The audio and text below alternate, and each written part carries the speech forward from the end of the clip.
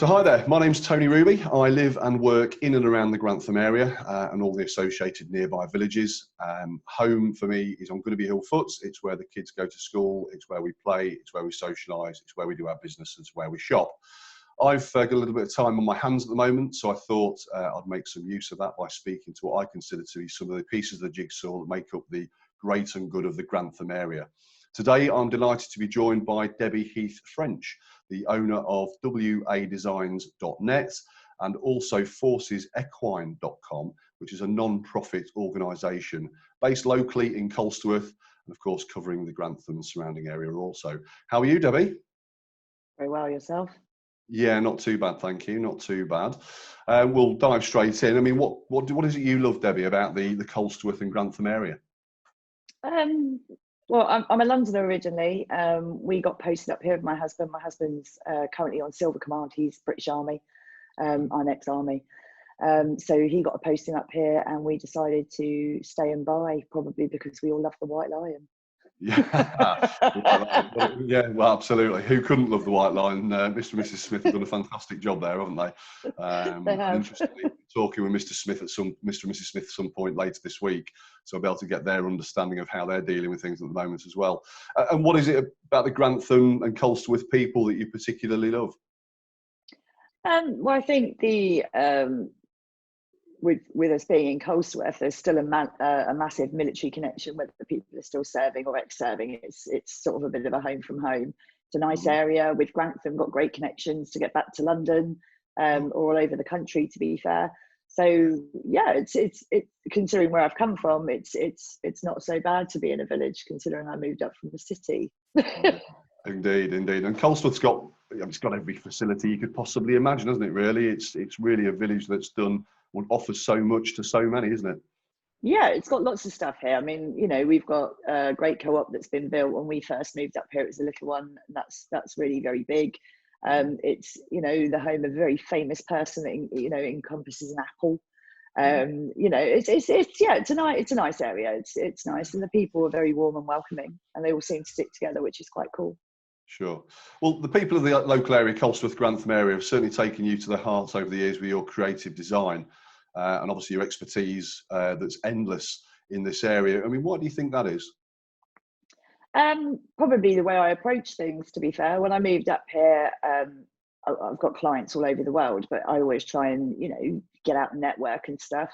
I did some work for Arena UK, the largest equestrian centre in the United Kingdom. And I've been with them now since I moved up here, which would be just over 4 years. I think people like that personal touch, and unlike other web design companies where everything's done by email and they don't have face-to-face, we don't work like that. People want to be able to pick up the phone and see you face-to-face. And it's been the best thing for my business from the web design perspective moving up here, because my entire team's from Colsterworth and I have 4 great people that work for me. They're brilliant. Fantastic. So offering employment to the local economy as well. Yeah, 100%.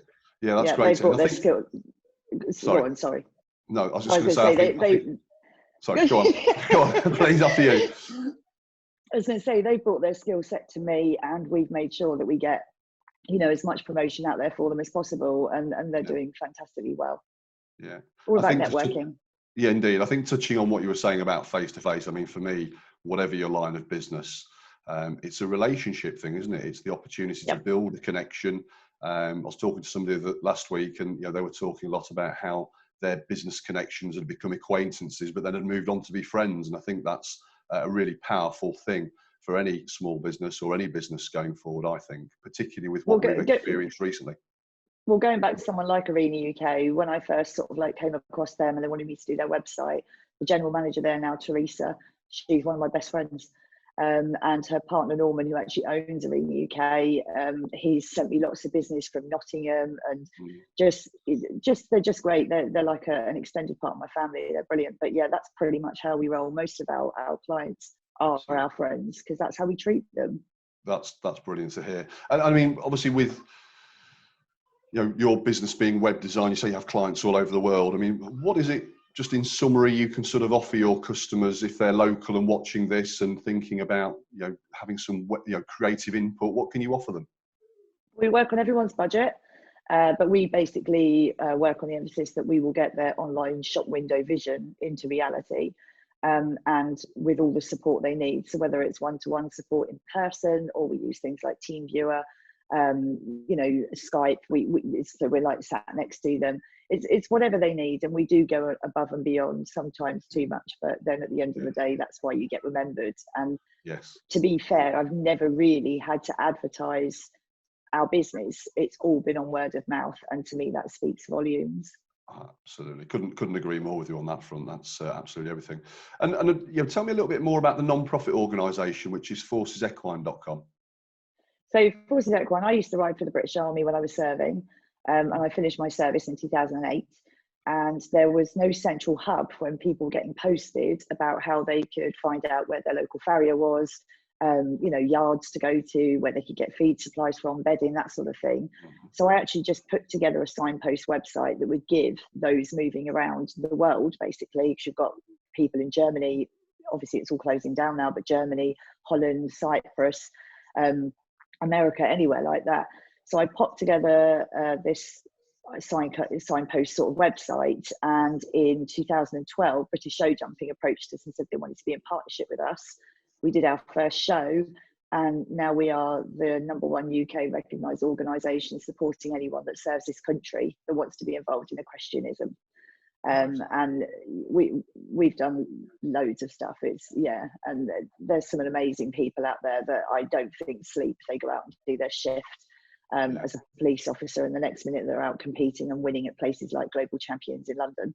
And to win that and have the national anthem and watch them try not to cry because they're so proud, but they're in uniform, is just amazing. But the organisation just keeps growing. Recently, my company sponsored any NHS frontline worker to have free membership up until lockdown, and then for a further year, just because we want to give them something to look forward to that's positive. And it's had a tremendous uptake. So our idea at the end of this is to go to Arena UK, which we're in talks with, and we're allowed to bring in the social distancing in some way and get all our people that have worked so hard through this COVID-19 stage, plus all our members anyway, together for a massive horsey party. And well, that's what they're looking forward to. So it just gives people something to look forward to. We just don't have a date, and it would be unfair, and it wouldn't really be responsible to put out a date now because we don't know as a country. So we just need to wait. But everything's there. All the things are in place for us just to go. Sounds amazing. I'm sure it'll be a fantastic event when that day comes, whenever that day might be. Well, we're in talks with Rory Bremner because he's a friend of Forces Equine, and so I want him to come up and do some commentating. He does a great Trump, and he does a great Boris Johnson. So I think if I'm going around jumping some fences and I've got Boris Johnson commentating, it would just make me laugh. It would be hilarious. Exactly. And like I said, that will be at Grantham. So if the local community want to come out and support those who have served and still do serve, please do. It'll be a right laugh, especially if we do have things like that happening. And they would be able to keep up to date with date releases on that on your website, forcesequine.com.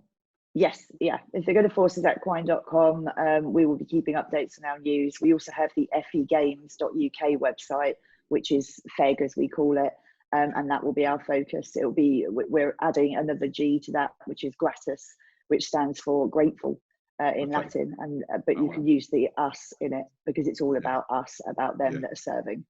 Oh, fantastic. Superb. And I did have a quick look this morning at the forcesequine.com website, and I noticed the toilet roll challenge that you've obviously been using your video skills as well to put together with a massive collection of people, I've got to say. Yeah. Yeah, great. It was good fun. Yeah, I did watch the bloopers at the end as well. Oh yeah, well, you've got to have bloopers. And it was wrong way. And one of our mums who actually helps out with running the show, Jo Hastings, she was just bouncing off the walls because she's obviously self-isolating all on her own. But no, it was good to put the bloopers in. I just thought it made it funny. Absolutely, absolutely. Is there anything you could tell me that's quite interesting about the village of Colsterworth that people might not know? I think everything in the village of Colsterworth people know, because obviously we've got Woolsthorpe Manor, which is pretty famous, I would say. But I don't know. Nice people. Come out to the pub, meet everybody. They're a good bunch of people. Friday afternoons is always good. The quiz on a Thursday is fantastic. You can't move because it is just rammed. And Madeline and Dave can't do enough for the community. And like this weekend, on Friday, we're meant to be doing a VE Day celebration in the pub, but actually in their car park. So not to put pressure on the council to try and lock off roads. And some people don't always want to embrace everything or want to be able to move. You know, it's not like 25 years ago. But we're now doing a virtual VE Day, and I've got a lady called Flip Redmond who goes by the name of Lily Lascala, who is from Grantham. She's going to do a 20 minutes 40 style cabaret set that we can all tune into, where we've got competitions to dress up houses. Everyone was going to get a ration pack, but now we've asked them to dig deep in their cupboards and take a photograph of what they could make out of what's in their cupboards, and people are going to vote on it on the Colesworth community group. So there's still lots of stuff people can get involved in. It's just having that social distancing element, which is challenging, but just think when we're all liberated, it'll be great when we can all get back together. Absolutely. I think you take for granted your freedom, don't you? And it's things like this at the moment where you sort of, you know, you now yearn for that opportunity to be able to do what you want when you want. Yeah, exactly. You know, jump on the train for me, go home and spend some time down in London. Can't do that. Be able to just get in the car, go up and see people like Teresa and that at Arena UK. You just can't do it. So everything pretty much like what we're doing now is how you've got to live. But I think it's something you won't take for granted again. No, absolutely agree. I think it will change. It'll leave a mark on the face of life in going forward, won't it? I think in one way or another. You know, different considerations about how they operate and how they do their business and how they interact with people, I think, as well. But it's also like most people, we work so we can go on holiday or, you know, to chill out and stuff. Well, I don't see it. We always go to Corfu every year. Another one of my clients is out there and we go and stay with them in their apartments. We're not seeing them this year. They have already said we'll see everyone in 2021. So it's even stuff like that, things that people work all their life for to look forward to, time with the kids, going away, visiting places. It's just not going to happen. So that's where Zoom and that is really quite powerful. Not the same, but it's better than nothing. Absolutely agree. Couldn't agree more. In the design demands of your clients, what do you think's changed in the 12 years that you've been operating? A lot's changed. When we started building websites 12 years ago, well, it'll be 21 years ago, 13 years ago this May, it used to be old HTML websites, which unless you had a designer or a developer, you couldn't maintain them, you couldn't manage them.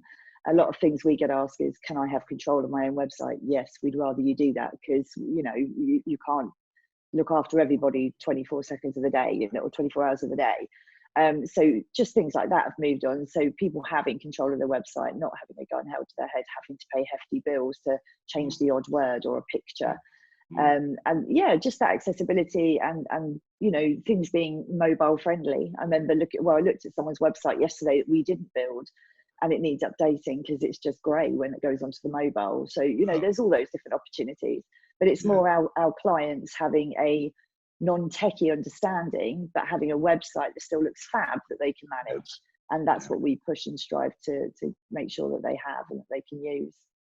What's the split between website visits from a computer or a laptop versus mobile devices like tablets and mobiles? I'd probably say it's 66.6 split mobile tablet because people more use that, and then maybe going back to the 33.3 split to a desktop. For us, it's a bit irrelevant because obviously every website we build, we've got a computer and then we've got a laptop and we've got a phone. So, you know, we're always using that. But yeah, I'd pretty much say people are on the move a lot more. So I would definitely say more that. You know, even a year or so ago, I'd have said the older generation would use a computer, but my mother, she's on a tablet and she's 69 in October. So I think the reason for point, I mean, obviously anybody who's watching this who's perhaps looking at their own website thinking, you know, I could perhaps do with a little bit of a spruce up here, they ought to take a look at how it looks on a mobile device, shouldn't they? Because that's where 2 out of 3 of their clients are perhaps seeing their shop front in the first instance. It needs to be as wow as the desktop version, doesn't it? Yes, yeah, of course. And it needs to have call to action. So you need to be able to find what you want within about 2 clicks or possibly 3 clicks, not trying to hunt around looking for stuff. Which we're redesigning a massive family history website for clients down south. And at the moment, we call it their site, the Rabbit Warren, because it is old HTML and you're literally trying to find stuff to the point we had to phone them going, where do I find this? And if, as web designers, if we can't find it, you know, the end user is going to have massive issues. It's all about their experience, the end user, isn't it? Making sure it's as easy and as smooth and as fluid as possible, isn't it? I think. Exactly. If not, you just get bored, you switch off and you go and find the next website, which is not what you want to happen. Yeah, you can't have a long amount of time to make a good impression, can you? I think on a website, it can only be probably seconds. It's the same as any interview. First impressions really, you know, really count. So it needs to be, when you get onto that website, you need to be able to find what you're looking for. So if you've searched it and that website's come up, then basically with the SEO, which is search engine optimization, it should be taking you to the correct page. So if it's done properly, you're not going to lose your users, you know, the people that you're hoping to sell your product to. Sure. Is there anything you would change about Colsterworth, or anything you'd like to keep the same? I wouldn't like to change anything about Colsterworth because I'm not from it. I'm going to be completely wrong. but talking to people from Colsterworth that have been here all their life, they love it. There's 2 young people that would never move out of the village that I know, both work in the pub. It's just got a good vibe. It's a nice village. It is a nice village, and there's other villages around. We went to Burton Coggles the other day. That's sweet, but that's just got your pub and their farm shop. There's not a lot there, but they're really doing a good job for their locals. But no, I just up here's nice. Bomber County is pretty cool, which is hard to say, seeing I'm ex-army and not RAF.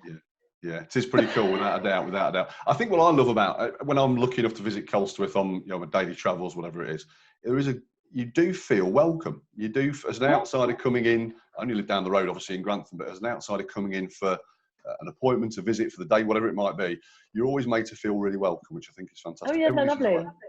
Really nice people. They're a great bunch of people. If you could give me one word to describe the people of Colsterworth and the Grantham area, what would it be? I can think of a couple. All good, of course. Of course. No, I just think they're positive. They've got community spirit. How do you put that into one word? They have a massive community spirit. Yeah, I think community sort of embraces it all, doesn't it, really? I think with Colsterworth. And once this is all over, really cool. Yeah, once this is all over, what is your, you know, you've spent some time with the family and you've seen who the people, you know, and you then got a day where you can do what you want to do for the day. What's your day going to look like? Well, on the 16th of May, I was meant to be hosting, hopefully he won't see this, hosting my dad's 70th birthday at the White Lion, and we were going to have a 60s night because that's his favourite decade. So I hope on Liberation that we just have a massive party, and all my family have said that we want to catch up, and I'd like them all to come up here. But if not, we'll have to have 2 and go back down to London and have some down there and have the rest up here. But no, I just think being able to get together, seeing our friends like Maxine, who I've seen wandering around the village, nice girl. She says we're social creatures, we need to get back together. So I think a massive party in the pub. I'm just hoping it can go back to how it was, you know, and people will feel safe to go back out and socialise in public, because we go back to, it's got a great atmosphere down the White Lion, and everyone knows somebody and everyone chats. It's very good. So yeah, that would be my thing, just catching up with people we've not been able to see in person. I get the sense with the White Lion that you could walk in there as somebody on your own, not knowing who's in there, but you'd probably bump into somebody you knew and would talk to you. Pretty much, and if you don't know anybody, someone will talk to you. Yeah, good stuff. It's definitely not that usual, you're not from around here pub. Not whether the music stops, and everybody stays still and watches somebody walk in. Yeah, no, it's not like that at all. It's a very friendly, warm place. So yeah, it's pretty cool. Yeah, it sounds amazing. Well, thank you, Debbie, for your time today. I've got to say, I've really enjoyed speaking with you. I think it's very clear to me, you know, why you are one of the pieces of the jigsaw that make up the Grantham and Colsterworth area so great and good. And I hope everything obviously when things get back to normal, things go well for you and your family, and of course your business. And I look forward to seeing you at some point soon, probably in the White Lion by the sound of it. Happy days. Can I just add one last thing though, Tony? Please, if any frontline workers from the NHS do ride and they want to get involved in Forces Equine, it's still absolutely free till the 30th of June. The only reason we've done it to that date is because the British Equestrian Federation has said that's when lockdown will be lifted for the equestrian community. But if they just go to our website and click on the banner for the NHS, sign up for free. Sure. And that website again was www.forcesequine.com. That's correct. Super stuff. Well, thank you very much, Debbie. I look forward to seeing you soon. Yeah, stay safe. Thanks for watching.